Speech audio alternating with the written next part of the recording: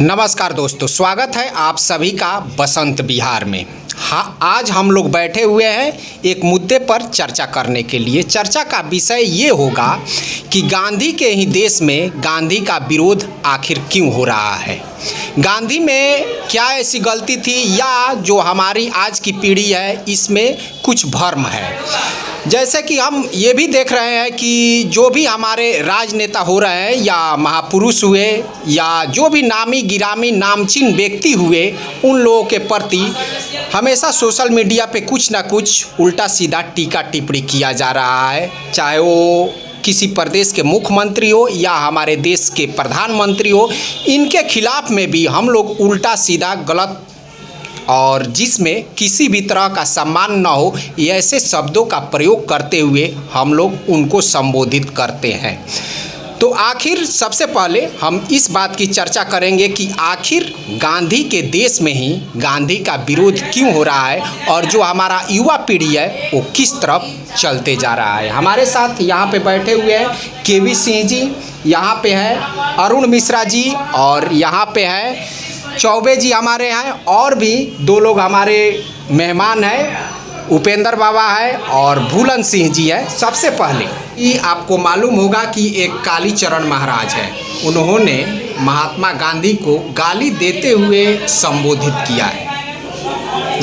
आखिर ऐसा क्यों हो रहा है हमारे देश? देखिए, आज की तिथि में जी गांधी जी हमारे पुरखा हैं जी, और भारतीय सभ्यता संस्कृति जो इस धार्मिक जो हमारा संस्कार है इसमें हम अपने पुरखों की पूजा करते हैं। उनके लिए एक सप्ताह भी है, पितृपक्ष उसको बोलते हैं। तो ये कैसा साधु हैं, या तो विशिक्त हैं या पागल हैं, पुरखे को गाली दे रहे हैं। अरे भाई, स्वार्थहीन और क्रियाहीन है, इच्छा क्यों पूरी हो मन की, एक दूसरे से मिल न सके, यह विडम्बना है जीवन। क्या आपको लगता है कि गांधी जी में ये ऐसा कुछ दोष था जिसकी वजह से आज की युवा पीढ़ी उनको टारगेट कर रही है और अपशब्द बोल रहे हैं? हाँ, गांधी में एक दोष था जी कि उन्होंने ऐसा क्रांति से जी हमारे देश को आज़ाद करा दिया। देश के पार्टीशन में भी उनका नाम आता है, इसे आप कहाँ तक सत्य मानते हैं? मैं सत्य नहीं मानता हूँ। ये तो कांग्रेस पार्टी थी, उसने इस पार्टीशन किया, और पार्टीशन में गांधी जी का कहीं हस्ताक्षर है क्या? सबसे पहले तो पटेल साहब का दस्तखत है। इंडिया मीन्स फ्रीडम पढ़िए, इसके अतिरिक्त बहुत पुस्तकें हैं, उनको पढ़िए। खुशवंत सिंह जी को पढ़िए। बहुत से लोगों का ऐसा भी कहना है कि अगर गांधी जी चाहे होते, सहमत नहीं हुए होते तो देश का पार्टीशन नहीं हुआ होता। आपको मैं ले चलता हूँ बिहार आंदोलन की तरफ। उसके नेता कौन थे? जयप्रकाश नारायण। और बिहार आंदोलन के चलते भारत में नई सरकार, पहली गैर कांग्रेसी सरकार बनी थी। मोरारजी भाई देसाई उसके प्रधानमंत्री थे और सरकार बहुत अच्छी चली। लेकिन आपने देखा जयप्रकाश जी के रहते ही गवर्नमेंट गिरी टूटी, वो कुछ कर सके क्या? तो आप क्या समझते हैं कि उस समय में गांधी जी चाहते वही हो जाता है? नेहरू जी ने कहा था ना, एक पत्रकार ने उनसे पूछा था, आखिर एक मिनट बात सुनिए ना, गांधी जी ने कहा था, नेहरू जी से पूछा एक विदेशी पत्रकार, Why you accepted the participation of India?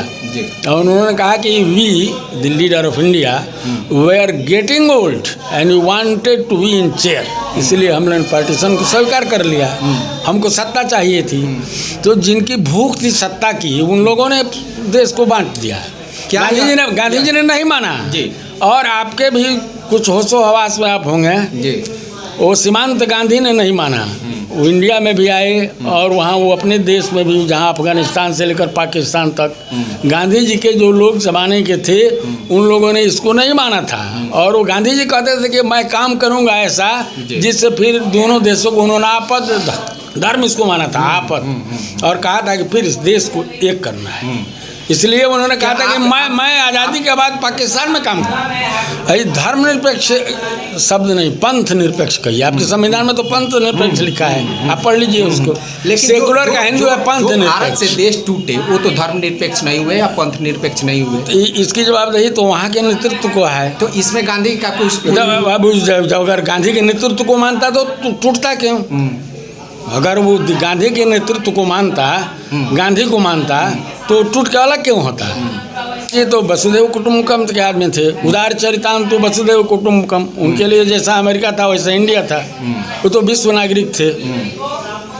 और अपने देश में हाजी अलग अलग, ये तो विविध संस्कृतियाँ, विभिन्न धर्म के लोग हैं, सबको साथ साथ चलना है, फूलना है, आगे बढ़ना है, इसलिए पंथ निरपेक्ष ही था। आज की जो पीढ़ी है वो गांधी जी को इसलिए भी दोषी ठहराती है कि गांधी जी के वजह से ही जो हमारा देश है वो धर्मनिरपेक्ष हो गया।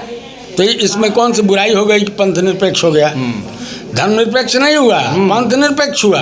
आप संविधान के हिंदी का जो अनुवाद है उसको पढ़िए, उसमें पंथ निरपेक्ष है।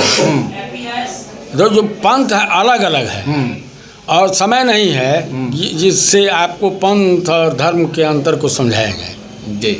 बौद्ध हुआ, जैन हुआ, इस तरह के इस्लाम हुआ, डेट में बहुत से आज के डेट में बहुत से युवा पीढ़ी है जो नाथूराम गोडसे को अपना आदर्श मान रही है। उन लोगों के लिए आप क्या कहेंगे? इसलिए उनको मैं ये कहूँगा कि तब अहिंसा पर हिंसा की विजय हो गई, तब नस्लवाद को आप मानते हैं, नक्सलवाद को मानते हैं, नस्लवाद को मानते हैं।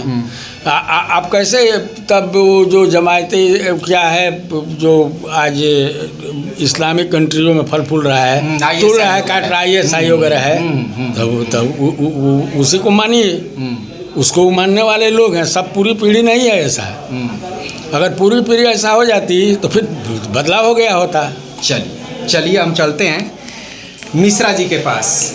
मिश्रा जी जी, सबसे पहले तो स्वागत है। बिल्कुल, धन्यवाद है आपको।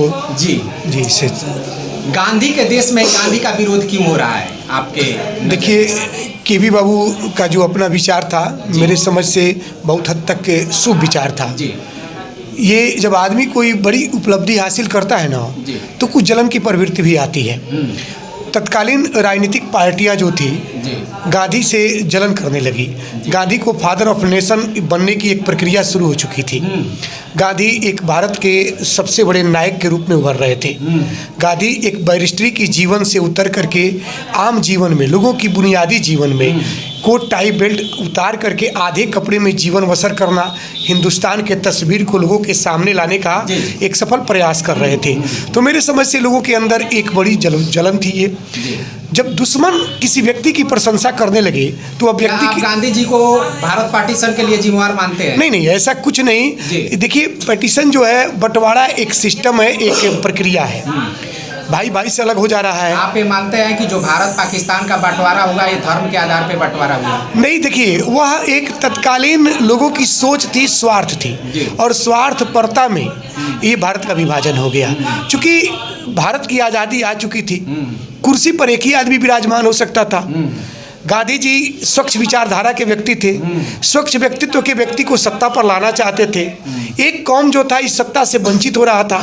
तो ऐसी परिस्थिति में कोई न कोई ऐसा व्यक्ति चाहिए जो सामने आए और सामने आकर के गांधी को उस कांटे को हटा दे। इसमें नाथूराम गोडसे का कहीं ना कहीं यूज किया गया। उस समय के तत्कालीन ब्रेन, जो बुद्धिजीवी लोग थे, जो दूसरे के कंधे पर रख करके बंदूक चला करके और गांधी को अलग कराने का प्रयास किए। क्या आप इस बात को मानते हैं कि नाथूराम गोडसे जो थे अपनी मातृभूमि से इतना प्रेम करते थे कि वो इसका बंटवारा नहीं देखना चाहते? देखिए, अब व्यक्ति की अलग अलग विचारधाराएं होती है। जहाँ तक मेरी सोच है कि नाथूराम गोडसे का नाम कोई बहुत बड़ा प्लेटफॉर्म पर नहीं आया था। उससे पहले नाथूराम गोडसे को दुनिया गांधी की हत्या के नाम से जानी, एक हत्यारे के रूप में जानी।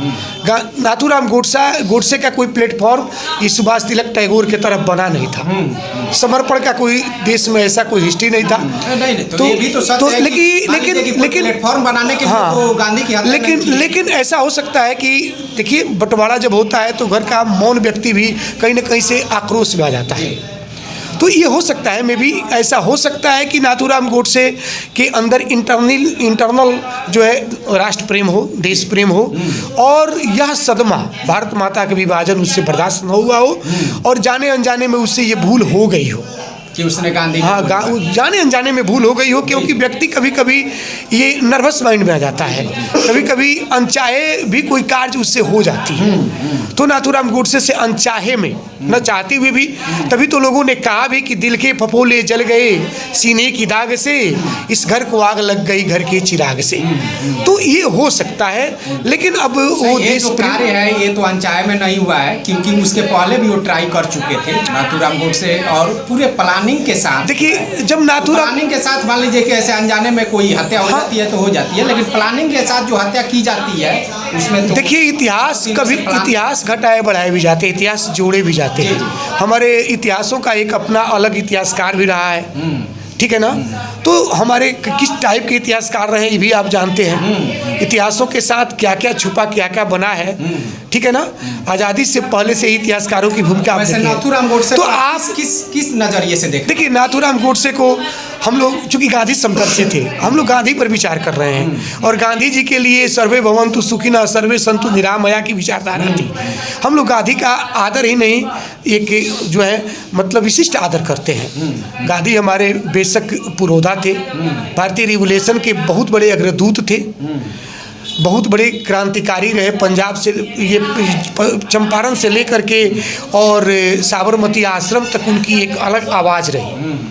1942 के आंदोलन आते आते महात्मा गांधी का असहयोग आंदोलन भी एक तरह से उग्र रूप ले लिया था, तभी डू एंड डाई की बात उनके मन में। आज की युवा पीढ़ी है तो नाथूराम गोडसे मेरे समझ से एक परिस्थिति के उपज थे। परिस्थिति ने उनको उपज एक तरह का विचारधारा लाया और प्री प्लानिंग हो। गांधी जैसे व्यक्ति को मारने का ऐसा प्लानिंग तो अंग्रेजों ने भी नहीं किया। तो जो भी आज़ादी के लड़ाई लड़े थे सभी परिस्थिति के ऊपर। हाँ, ये अंग्रेजों ने भी कहीं प्लानिंग नहीं किया गांधी को मारने के लिए। ऐसा कोई तोप नहीं बना, ऐसा कोई बम नहीं बना, ऐसी कोई गोली नहीं बनी जो नंगी छाती को छल नहीं कर सके।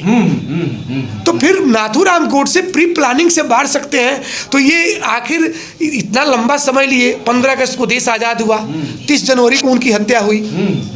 नाथूराम को इससे पहले महात्मा गांधी कभी बुलेट प्रूफ पहन करके नहीं चला करते थे। हाँ, वो ऐसे जेट सुरक्षा में नहीं चला करते थे। चलिए, लास्ट में हम ये आपसे पूछना चाहेंगे कि आखिर जो युवा पीढ़ी है आज की, या जो भी मान लीजिए कि कुछ जी जाए, आज की पीढ़ी है वो गांधी जी को क्यों टारगेट कर रहे हैं? हाँ, एक चीज़ मैं कहना चाहूँगा। देखिए, हमारे यहाँ अपने से बड़ों का सम्मान घटा है।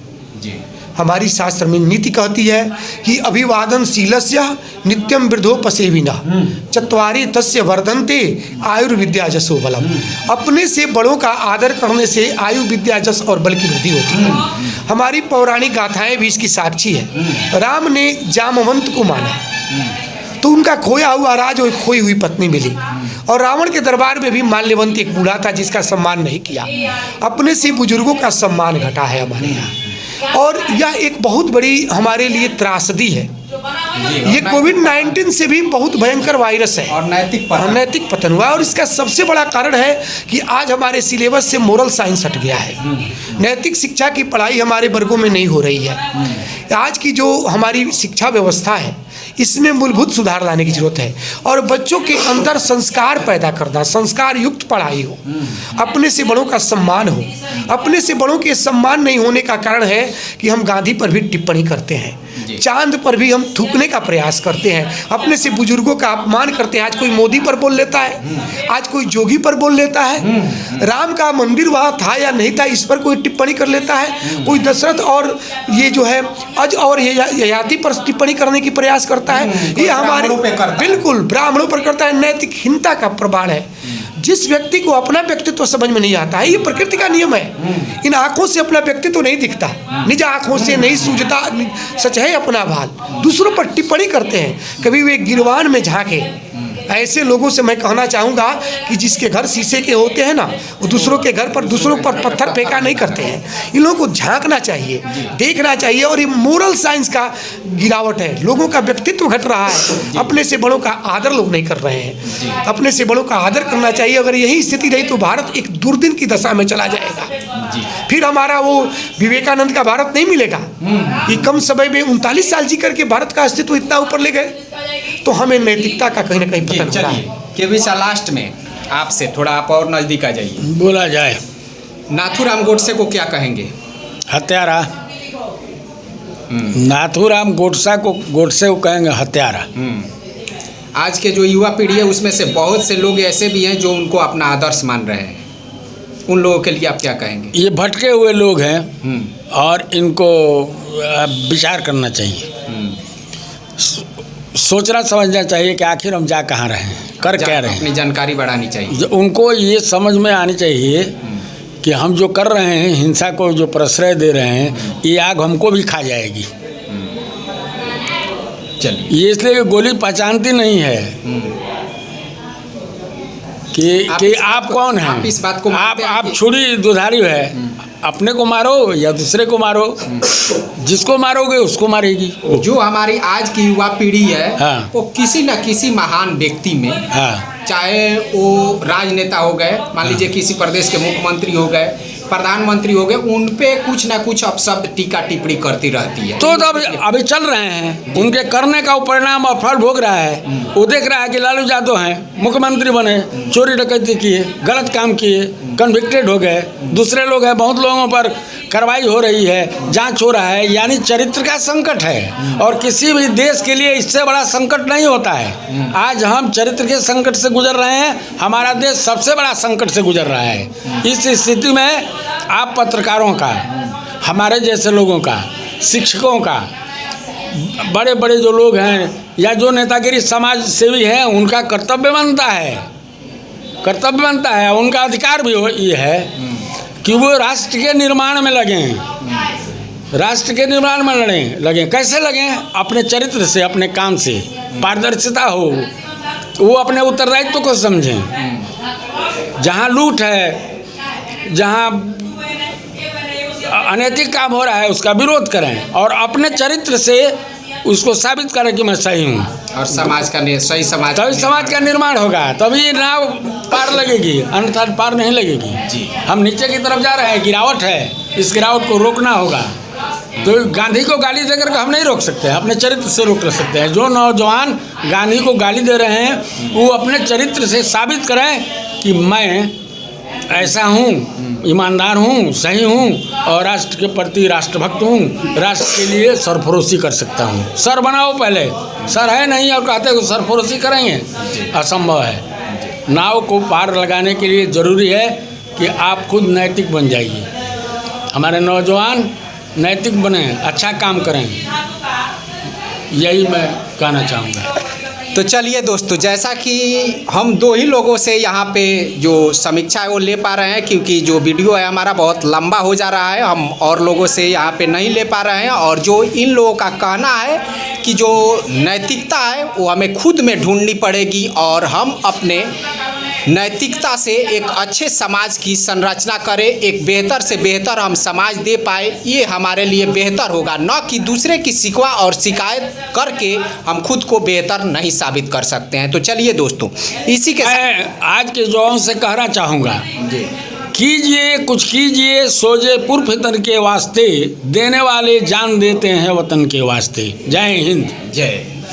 तो चलिए दोस्तों, इसी के साथ हम अपने वीडियो को यहीं पे समाप्त करते हैं। हम फिर मिलेंगे अगले वीडियो में अगले टॉपिक के साथ। तब तक के लिए नमस्कार।